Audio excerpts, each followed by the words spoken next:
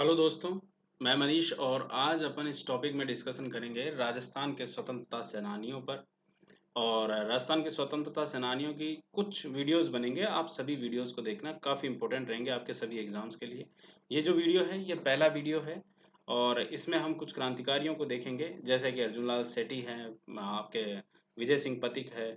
इनके अलावा हम बात करेंगे केसरी सिंह बारट के भाई जोरावर सिंह बारट, और जोरावर सिंह बारट के अलावा वीर प्रताप सिंह बारट जो केसरी सिंह बारट के मतलब पुत्र थे। साथ ही इनके सहयोगी राव गोपाल दास खरवा के बारे में भी देखेंगे, जो सभी के सहयोगी थे। मेनली ये सभी एक दूसरे से जुड़े हुए थे, इसलिए हम इनको एक साथ पढ़ेंगे। और बाकी के जो हमारे क्रांतिकारी हैं उनको हम फिर एक साथ देखेंगे। अलग अलग क्रांतिकारी हैं कई सारे, तो लगभग 2-3 वीडियोस रहेंगे। काफ़ी इंपॉर्टेंट रहेगा ये। तो चलिए शुरू करते हैं। सबसे पहला कुछ इनके बारे में कुछ पॉइंट्स पे डिस्कशन कर लेते हैं जो इम्पोर्टेंट है हमारे लिए। सबसे पहली बात, एक बैकग्राउंड बता देता हूँ मैं, फिर उसके बाद में हम देखेंगे इन क्रांतिकारियों के बारे में और कुछ घटनाएं जिनसे जो जुड़े हुए हैं। तो आप एक स्ट्रक्चर जरूर बनाएं जिस स्ट्रक्चर में हम बात करेंगे। तो सबसे पहले देखो, 1885 में कांग्रेस की स्थापना हुई। इस कांग्रेस की स्थापना के बाद में हमारे राजस्थान में भी कांग्रेस कमेटी का गठन किया गया था और ये गठन हुआ 1887 में। कांग्रेस कमेटी का गठन हो गया 1887 में और ये गठन कहाँ हुआ? अजमेर में हुआ। ठीक है। यहाँ कुछ बातें ये है कि देखो, कांग्रेस का गठन क्यों किया गया था। तो कांग्रेस के गठन के पीछे ये था कि जो हमारे भारत के जितने भी आंदोलनकारी थे या जो भी लोगों को जागरूक कर रहे थे, जन जागरूकता का कार्य कर रहे थे, उन लोगों को एक मंच पर लाना। क्योंकि इससे पहले भारत में अलग अलग संगठन बने हुए थे, संगठन कार्य कर रहे थे, लेकिन वो अपने अपने लेवल पर कर रहे थे, भारतीय लेवल पर कोई काम नहीं कर रहा था। और जब हम 1857 की क्रांति की बात करते हैं तो 1857 की क्रांति की विफलता का बड़ा कारण यही था कि एक केंद्रीय संगठन का अभाव था, जो प्रॉपर एक्टिविटी नहीं हो पाई थी, मतलब यानी कि प्रॉपर गाइडेंस नहीं हो पाई, और इसकी वजह से 1857 की क्रांति विफल हो गई अपने उस तात्कालिक उद्देश्यों में। जबकि इसके जो प्रभाव था 1857 की क्रांति का, उसमें वो विफल नहीं हुई, उसका प्रभाव बड़ा था और हमें आगे की क्रांतिकारी आंदोलनों के लिए उसने प्रमोट किया, उसे मोटिवेट किया उसने। तो ऐसे में तो वो सफल है, लेकिन अपने तात्कालिक उद्देश्यों में असफल रही वो। 1887 में जब कांग्रेस कमेटी अजमेर में गठित की गई, इसके बाद में 1888 में कांग्रेस का एक अधिवेशन था और वो अधिवेशन था इलाहाबाद में। इलाहाबाद के इस अधिवेशन में हमारे अजमेर से दो लोग भाग लेने गए। एक का नाम था गोपीनाथ और एक का नाम हुआ करता था कृष्णलाल। ये दो लोग हमारे अजमेर से यहाँ पर भाग लेने गए थे। ये याद रखना अपने को, मोस्ट इंपोर्टेंट बात है। अब देखो, यहाँ के बाद में अगर अपन बात करें तो कांग्रेस जो थी वो नॉर्मली दो भागों में बट चुकी थी 1885 से ही। मतलब ऐसे ऐसा एक ऑर्गेनाइजेशन नहीं बटा था, पर वैचारिक रूप से दो पार्ट्स में डिवाइड थी, क्योंकि यहाँ दो टाइप के लोग हुआ करते थे कांग्रेस में। एक हुआ करते थे आपके उदारवादी, यानी कि मॉडरेटर्स, और एक हुआ करते थे उग्रवादी। उग्रवादियों को अपन एक्सट्रीमिस्ट बोलते हैं, है ना। उदारवादियों में जैसे आपको दादा भाई नौरोजी जैसे हम जानते हैं, या जो शुरुआती चरण के जितने भी हमारे लीडर हुआ करते थे, तो वो सारे जो लीडर थे वो सब उदारवादी ही लीडर हुआ करते थे आपके। ठीक है। इन उदारवादी लीडर्स का एक ही उद्देश्य हुआ करता था कि ये या तो लेटर लिखेंगे, प्रार्थना पत्र, प्रार्थना पत्रों के माध्यम से, याचिकाओं के माध्यम से, या फिर और भी कोई एक्टिविटीज के माध्यम से, जैसे क्षमा याचनाएं करना, इन सब के माध्यम से अंग्रेजी सरकार के समक्ष भारतीय लोगों की मांग रखा करते थे। और जो ये एक्सट्रीमिस्ट हुआ करते थे ये इसका विरोध किया करते थे, जिसमें जैसे कि सबसे महत्वपूर्ण जो नाम हम पढ़ते हैं वो थे लाल पाल और बाल। लाल पाल और बाल, यानी कि बाल गंगाधर तिलक, विपिन चंद्र पाल और लाला लाजपत राय। इस तरीके से ये हमारे कुछ उग्रवादी थे और उनके साथ में जुड़े हुए कई सारे उग्रवादी थे।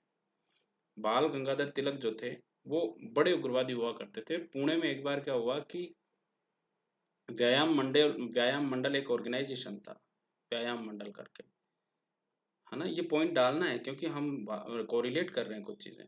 व्यायाम मंडल ऑर्गेनाइजेशन में कुछ चापेकर बंधु हुआ करते थे। चापेकर, बंधु भाई थे। चापेकर बंधुओं ने एक व्यक्ति की हत्या कर दी जिसका नाम था रैंड, जो एक प्लेग कमिश्नर हुआ करता था, प्लेग कमिश्नर था। इसकी हत्या कर दी। इस हत्या में वैसे तो बाल गंगाधर तिलक का तो नाम आता ही है, लेकिन इसके अलावा एक व्यक्ति का और नाम आता है, और वो व्यक्ति थे श्यामजी कृष्ण वर्मा। श्यामजी कृष्ण वर्मा। हालांकि श्यामजी कृष्ण वर्मा को इसका दोषी नहीं पाया गया, लेकिन यहां से उठा के श्यामजी कृष्ण वर्मा को भेज दिया गया लंदन। अब देखना, लंदन में इन्होंने एक ऑर्गेनाइजेशन की स्थापना की जिसका नाम था इंडिया हाउस। और इस इंडिया हाउस के कुछ स्टूडेंट हुआ करते थे, जिनमें जैसे एक तो था मदन लाल ढींगरा। मदन लाल ढींगरा, ये जस्ट मैं बैकग्राउंड बता रहा हूँ आपको, फिर उसके बाद में हम आगे क्रांतिकारियों को पढ़ेंगे। एक थे आपके वीर सावरकर। वीर सावरकर। अब देखो क्या होता है, वीर सावरकर की बात करते हैं। वीर सावरकर ने एक ऑर्गेनाइजेशन बनाया था जिसका नाम था मित्र मंडल। मित्र मंडल। और ये जो मित्र मंडल ऑर्गेनाइजेशन था, इसको 1905 में कन्वर्ट करके और इसका नाम रख दिया गया था अभिनव भारत। अभिनव भारत। इस अभिनव भारत की 1907 में हमारे राजस्थान में अजमेर में एक शाखा खोली गई। तो 1907 में अजमेर में शाखा बनाई गई अभिनव भारत की। ठीक है, ये याद रखना। अब ये शाखा कहाँ काम कर रही थी, तो हम कोरिलेट करते हैं एक बार कि हमारे जो अर्जुन लाल सेठी थे, है ना, ये सारी घटना पढ़ेंगे अपन, पर बस केवल एक वो बनाने के लिए, अर्जुन लाल सेठी जो हुआ करते थे हमारे, उन्होंने एक ऑर्गेनाइजेशन बनाया था 1905 में। नाम था जैन शिक्षा प्रचारक समिति। जैन शिक्षा प्रचारक समिति करके। ठीक है। और इसी ने एक ऑर्गेनाइजेशन बना लिया था 1907 में, वर्धमान महाविद्यालय। इसी कमेटी के अधीन एक ऑर्गेनाइजेशन बना था, वर्धमान महाविद्यालय। ये वर्धमान महाविद्यालय जयपुर में स्थापित किया गया था। ठीक है। और इस वर्धमान महाविद्यालय का सीन ये था कि जयपुर से इसको यहाँ से ट्रांसफर करके और इसे अजमेर में ही 1907 में ट्रांसफर किया गया था। अब यहाँ अजमेर में ही अभिनव भारत की शाखा खोली गई। तो मेनली ये जो अभिनव भारत की शाखा थी, ये वर्धमान महाविद्यालय हुआ करती थी। ठीक है। तो ये दोनों आपको कोरिलेट रखना है, याद रखना है इस चीज को। अब देखो क्या होता है 1907 में कि इस यहाँ पर जो भी स्टूडेंट्स एडमिशन लिया करते थे, मतलब वर्धमान महाविद्यालय में या इस अभिनव भारत समिति की शाखा में, एक ही चीज है, यहाँ जो भी स्टूडेंट्स एडमिशन लेते थे, इन स्टूडेंट्स को ट्रेनिंग दी जाती थी। मतलब इसी वर्धमान महाविद्यालय में यहाँ ट्रेनिंग दी जा रही है, और फिर प्रैक्टिकल के लिए यानी कि आगे की एक्टिविटीज के लिए इन्हें ट्रांसफर किया जाता था अमीर चंद्र के पास में। और अमीर चंद्र कौन थे? अमीर चंद्र हुआ करते थे रास बिहारी बोस के मित्र। रास बिहारी बोस के मित्र थे।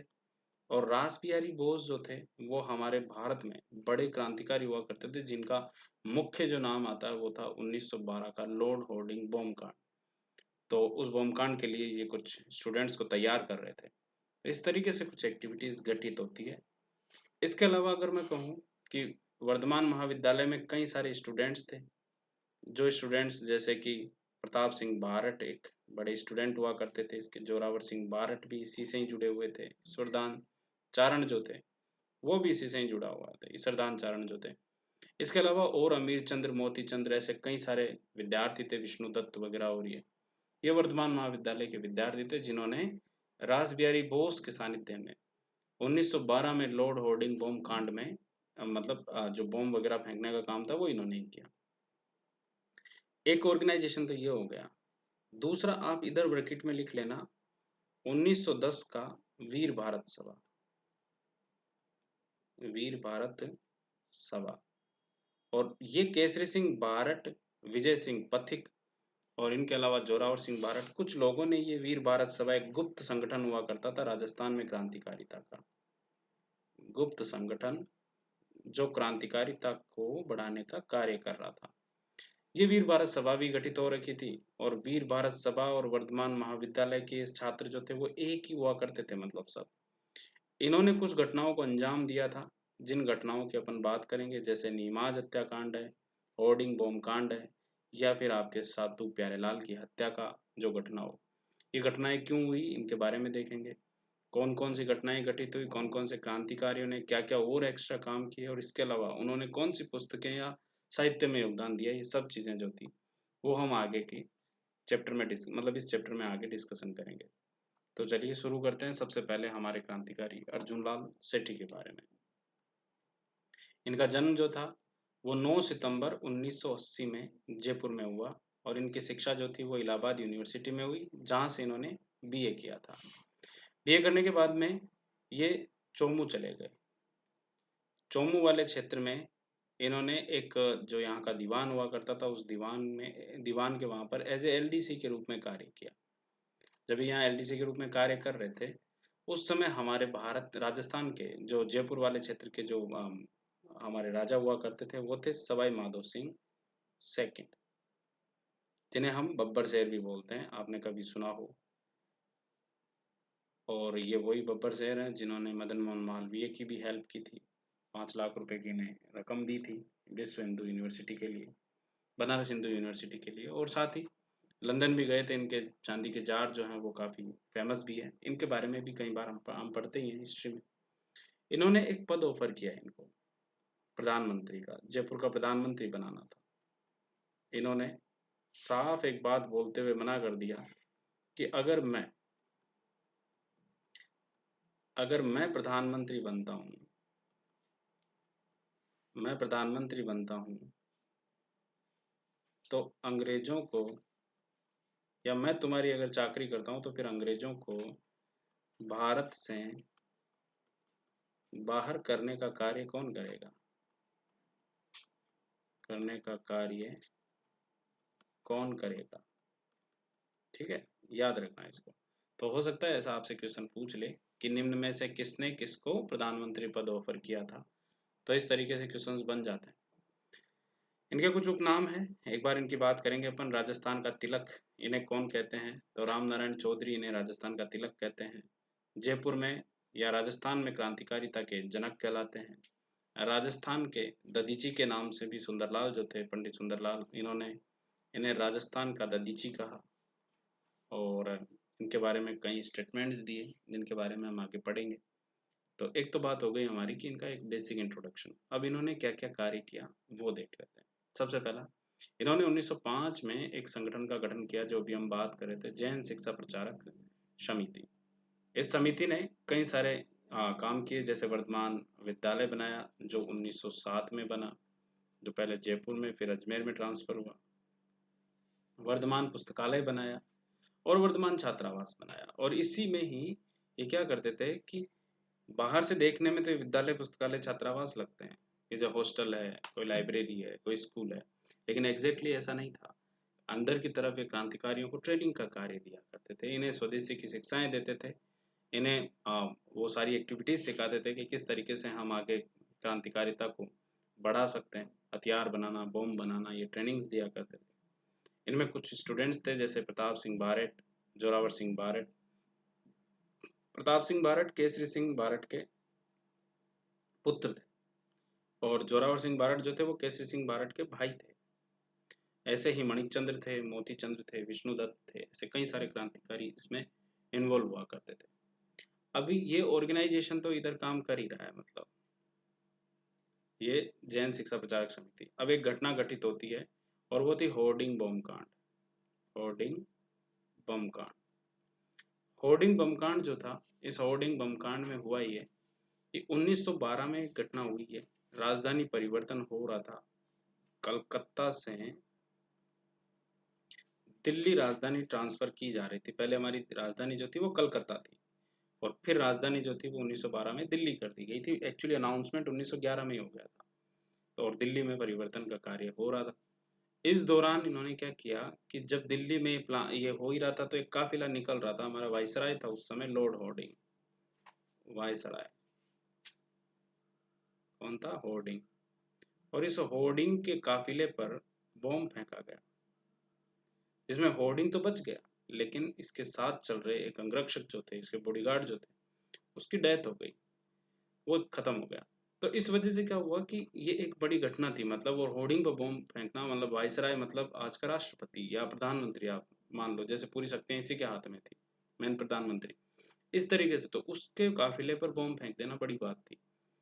इस घटना को दिल्ली षड्यंत्र केस के नाम से भी जाना जाता है। तो हो सकता है आपसे पूछ ले कि बताइए दिल्ली षड्यंत्र केस कौन सा है, तो दिल्ली षड्यंत्र केस, अब सुनना ध्यान से, है ना। दिल्ली षड्यंत्र केस के बाद में एक बार मैं खाली वो ले लेता हूँ, तो ताकि इसको थोड़ा सा आगे समझा सकूँ ना, फिर बात करेंगे अपन। कहाँ है, चलो कोई बात नहीं, है ना, ये खाली स्लाइड जो थी वो चाहिए थी, लेकिन कोई बात नहीं। दिल्ली षड्यंत्र केस से हुआ ये कि कुछ घटनाएं घटित होती है आगे, जिन्हें हम आगे कोरिलेट करेंगे, मतलब कुछ लोग इसमें इन्वॉल्व थे। दिल्ली षड्यंत्र केस के बाद में केसरी सिंह बारड जो है, केसरी सिंह बारड जो है वो तो मेनली पकड़े गए ही थे। केसरी सिंह बारड पकड़े जाने के बाद में इन्हें हजारीबाग जेल भेज दिया गया था। हालांकि ये सीधे सीधे दिल्ली षड्यंत्र केस में इन्वॉल्व नहीं थे।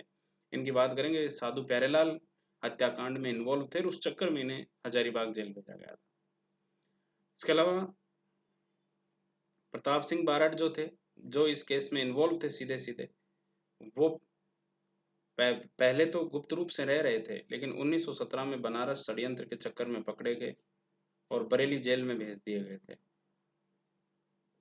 जोरावर सिंह जो बारड थे वो कभी पकड़े नहीं गए, और अमरदास बैरागी के नाम से, अमरदास बैरागी के नाम से मालवा के जंगलों में भटकते रहे, और फाइनली नारू रोग की वजह से फिर इनकी डेथ हो जाती है। इसके अलावा कुछ और भी लोग थे, जैसे अगर मैं कहूँ कि अर्जुन लाल सेठी जो थे, वैसे वो भी सीधा सीधा इससे इन्वॉल्व नहीं थे, क्योंकि उनके स्टूडेंट्स इन्वॉल्व हैं, वो इन्वॉल्व नहीं है। लेकिन फिर भी इन्हें नीमाज हत्याकांड जो था, नीमाज हत्याकांड अभी हम आगे पढ़ेंगे, नीमाज हत्याकांड के चक्कर में पकड़कर और इनको भी मद्रास की जेल में भेज दिया गया, वेल्लूर जेल स्पेशली, वहां पर भेज दिया गया था।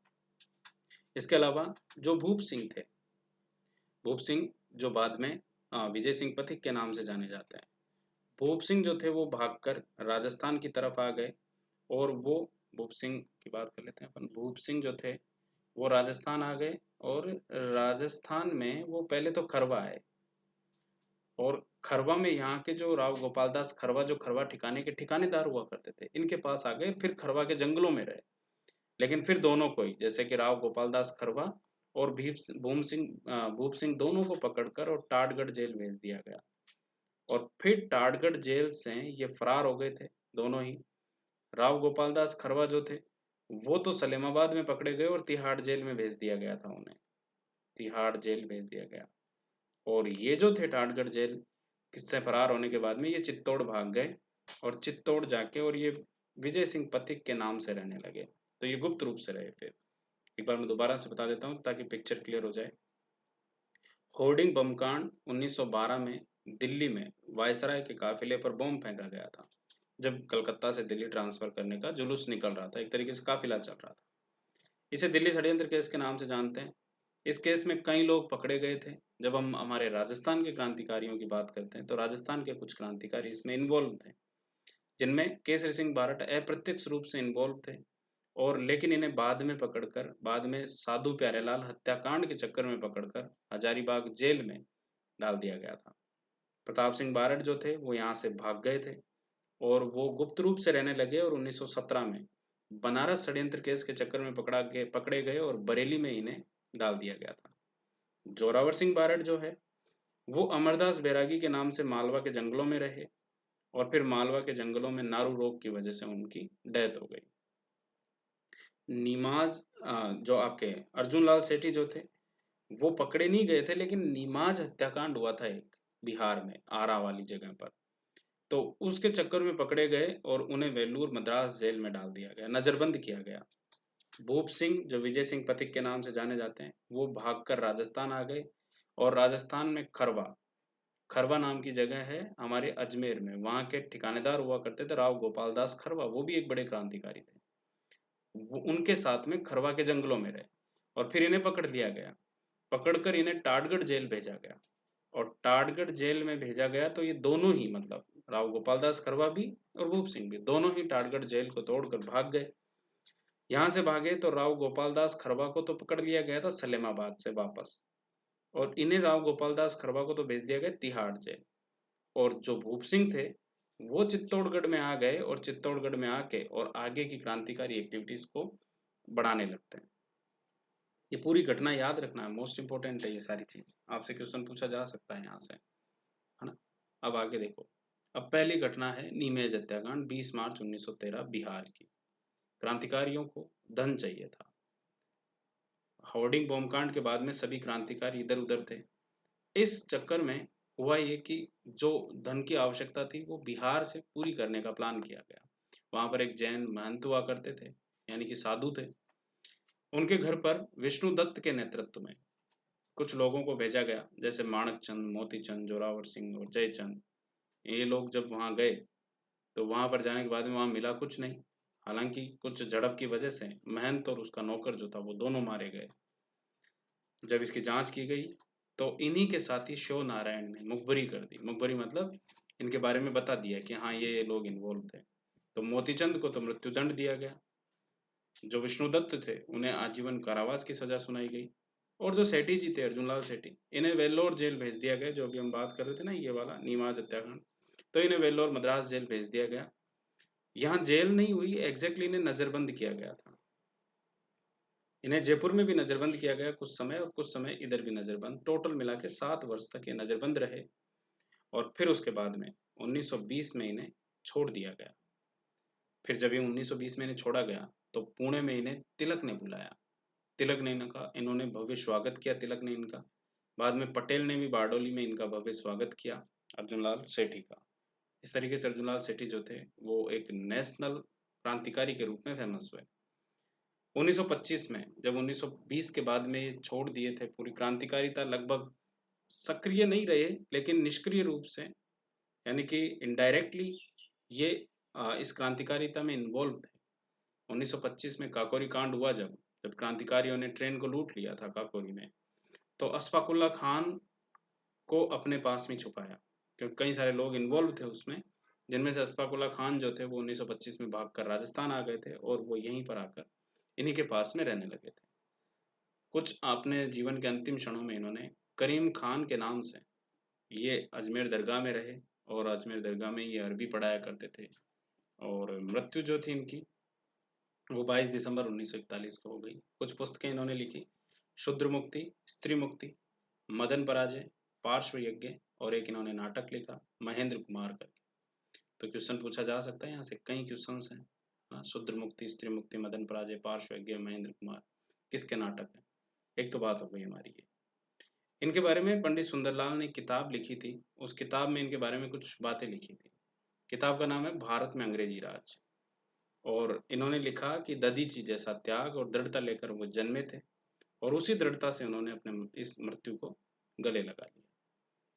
ये तो हो गए हमारे अर्जुनलाल सेठी की बात। एक बार आप वापस से इस चीज को, जो भी आप नोट्स बनाए हैं उस नोट्सों को एक बार फटाफट से क्विकली देख लो, है ना, और फिर रिवाइज जरूर कर लेना इसको। ये तो एक बात हो गई हमारी। दूसरा है विजय सिंह पथिक की बात। विजय सिंह पथिक जो थे वो 1882 में गुडावली गांव में इनका जन्म हुआ, बुलंदशहर में। मूल नाम इनका भूप सिंह था और पिता का नाम जो था वो हमीर सिंह गुजर था। इनके जो दादा थे वो इंद्र सिंह गुजर हुआ करते थे, और इंद्र सिंह गुजर 1857 की क्रांति में अंग्रेजों के खिलाफ लड़ते हुए शहीद भी हुए थे। ठीक है, तो क्रांतिकारिता तो इनके पहले खून में ही है। अब क्या होता है कि ये कंटिन्यूअसली आंदोलनों में सक्रिय रहे। हालांकि इन्हें एक उपनाम राष्ट्रीय प्रतीक भी कहा जाता है, जिसकी अपन बात करेंगे आगे। जो तरुण राजस्थान में ये राष्ट्रीय प्रतीक के नाम से कविताएं लिखा करते थे, इस वजह से इनको इनको राष्ट्रीय प्रतीक के नाम से भी फेमस हुए। इन्होंने अपनी कर्म भूमि जो थी वो राजस्थान बनाई। अभी हम बात कर रहे थे कि मेनली हुआ ये कि 1912 में भागकर ये राजस्थान आ गए थे, उससे पहले से इनका राजस्थान से काफी रिलेशन रहा है। हुआ ये कि 1910 में राजस्थान में एक वीर भारत सभा का गठन किया गया था, जो अभी हम पहले बात कर रहे थे, वीर भारत सभा। और वीर भारत सभा का गठन करने वाले जो मुख्य व्यक्ति थे वो केसरी सिंह बारट और विजय सिंह पथिक हुआ करते थे। 1912 में साधु प्यारेलाल हत्याकांड हुआ। साधु प्यारेलाल हत्याकांड हुआ जिसमें केसरी सिंह बारट पकड़े गए थे, उसकी अपन बात करेंगे अलग से। ठीक है। 1912 में एक हत्याकांड हुआ और वो था, हत्याकांड नहीं था एग्जैक्टली, एक कांड और हुआ, वो था होर्डिंग बॉम्ब कांड। होर्डिंग बॉम्ब कांड के बाद में भाग कर ये राजस्थान आ गए थे, जिनके बारे में अभी अपन बात कर रहे थे। राजस्थान जब ये आए, जो 1912 का जो दिल्ली षड्यंत्र केस था उसे ही ये होर्डिंग बॉम्ब कांड बोलते हैं। जब ये राजस्थान आए तो राव गोपाल दास खरवा के साथ में खरवा के जंगलों में रहे। खरवा अजमेर में पड़ता है, जो भी हम पहले भी डिस्कशन कर रहे थे इसके बारे में। खरवा के जंगलों में रहे, फिर उसके बाद में वहां से गिरफ्तार किया गया तो टोडगढ़ किले में इन्हें नजरबंद कर दिया गया। अब जब टोडगढ़ किले में इन्हें नजरबंद, टोडगढ़ अजमेर में, ठीक है, यहाँ नजरबंद कर दिया गया और फिर यहाँ से भी खरवा के साथ में ये फरार हो गए। खरवा जो थे वो तो सलेमाबाद से वापस पकड़ लिए गए थे और खरवा को तो तिहाड़ जेल में भेज दिया गया था, लेकिन ये जो थे ये पकड़े नहीं गए और ये भागकर चित्तौड़गढ़ आ गए। चित्तौड़गढ़ में हमारे एक बड़े आंदोलनकारी और समाज सुधारक थे, हरिभाई किंकर। इन्होंने एक संस्था गठन कर रखा था, विद्या प्रचारणी सभा, जो उस क्षेत्र में शिक्षा और समाज सुधार के लिए कार्य कर रही थी। इस संस्था से आकर जुड़ गए। जब इस संस्था का एक अधिवेशन होना था 1914 में,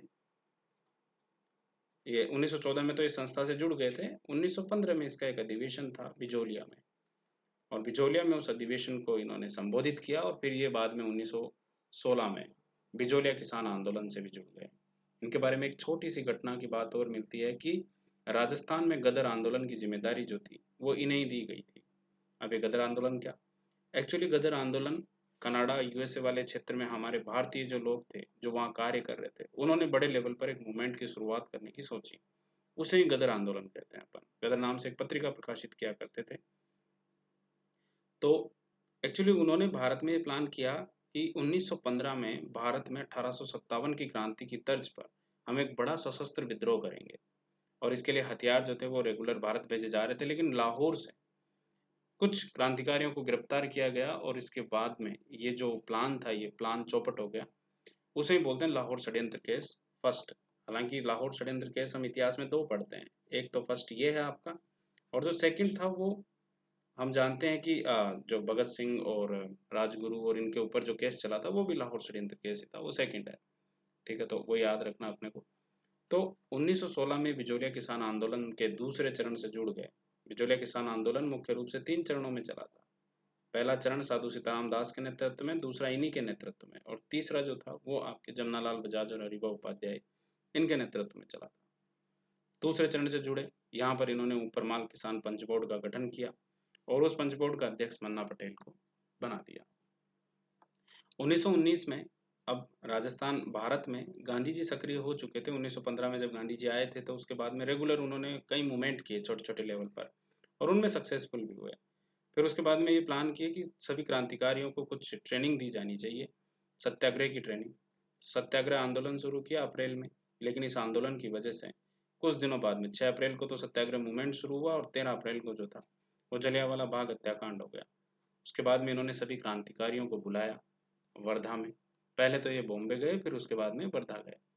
वर्धा में गांधी जी ने इन्हें कुछ मतलब जो एक तरीके से होता है कि टिप्स वगैरह दी।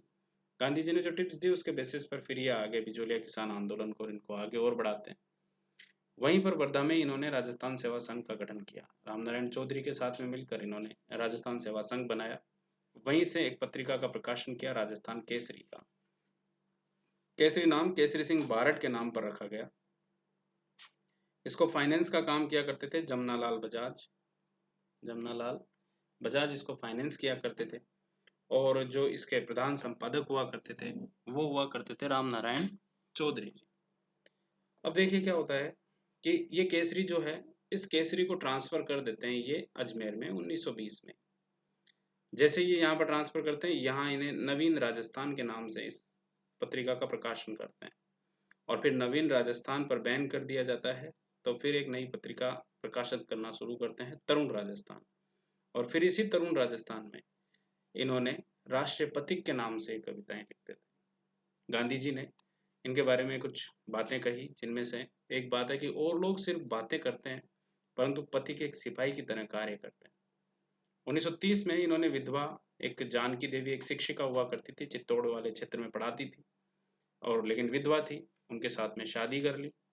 इससे जनता के बीच में विधवा जो विवाह है उसको लेके भी एक जागरूकता फैलाने का कार्य किया।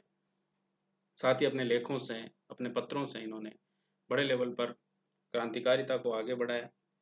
जैसे कि इन्होंने अजमेर से नव संदेश और राजस्थान संदेश नामक पत्र, कुछ पुस्तकें जैसे अजय मेरू और पथिक प्रमोद, अजय मेरू इनकी उपन्यास हुआ करता था और पथिक प्रमोद इनका कहानी संग्रह हुआ करता था।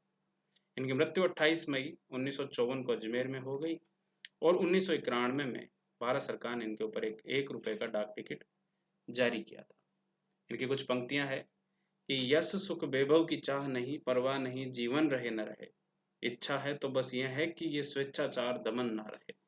एग्जाम में क्वेश्चन पूछ लेंगे, बताइए निम्न में से पंक्तियां किसकी है, तो आप बोल देना कि ये विजय सिंह पथिक की पंक्तियां। उसके बाद में हम 3 लोगों की बात करेंगे, हालांकि हमने ब्रीफली इनके बारे में देख लिया, लेकिन फिर भी हम एक बार फटाफट से इनके बारे में देख लेते हैं कि केसरी सिंह बारट, जोरावर सिंह बारट और वीर प्रताप सिंह बारट।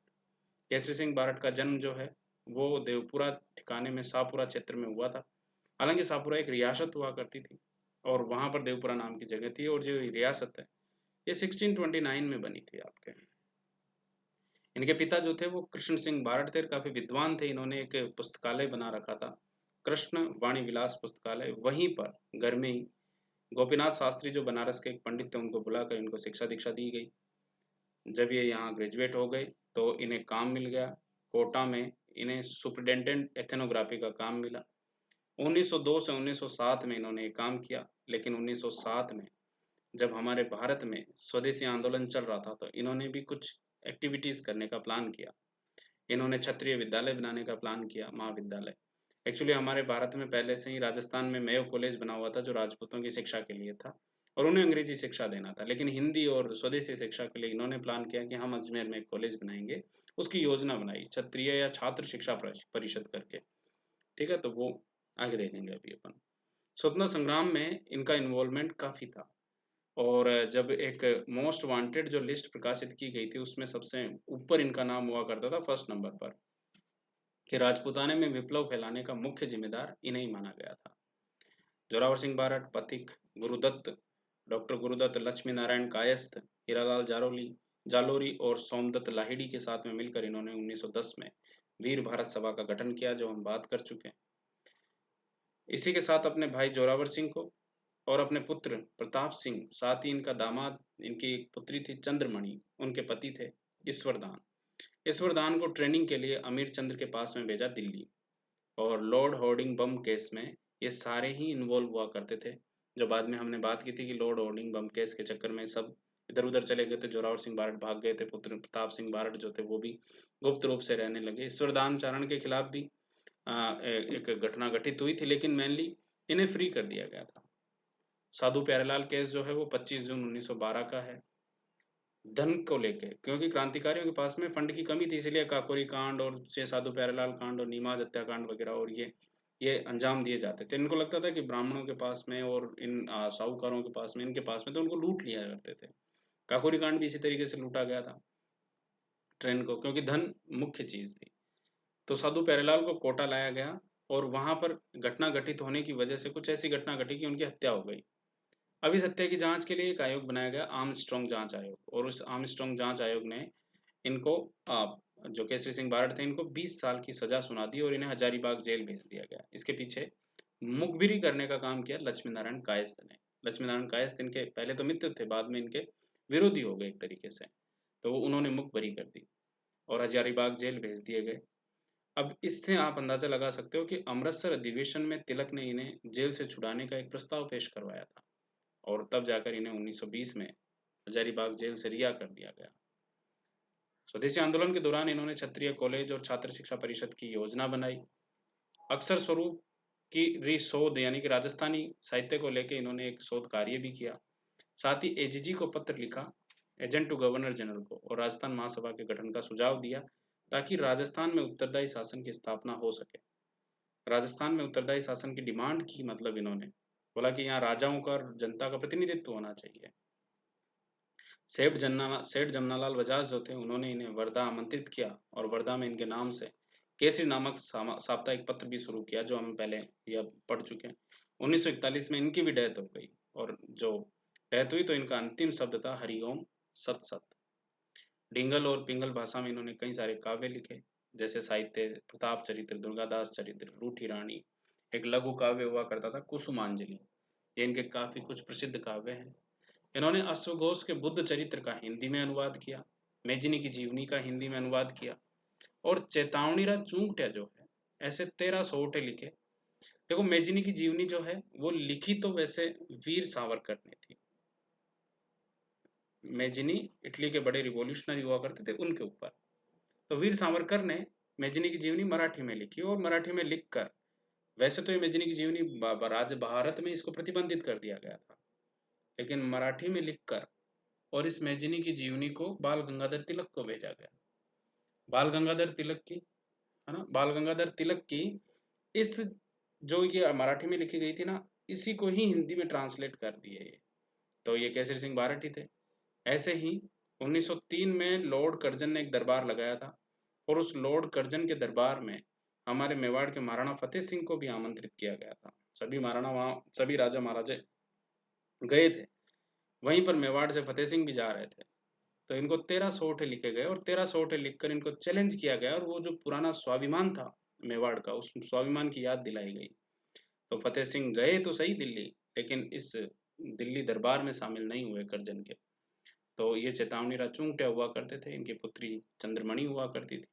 इनके भाई जो थे जोरावर सिंह बारट, जिनके बारे में हमने पढ़ाई कि 1912 के होर्डिंग बम कांड के बाद में अमरदास बैरागी के नाम से मालवा के जंगलों में घूमते रहे और फिर सीतामऊ के तत्कालीन राजा राम सिंह ने इन्हें शरण भी दी।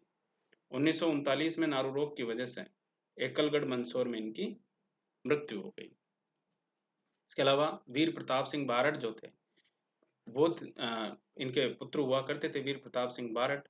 और 1917 में बनारस षड्यंत्र केस में ये बरेली कारागार में जेल में भेज दिए गए थे। जब हम बात करते हैं इनके बारे में तो 1912 का लाहौर षड्यंत्र केस, ये सारी घटना आपको याद आ गई होगी, ठीक है।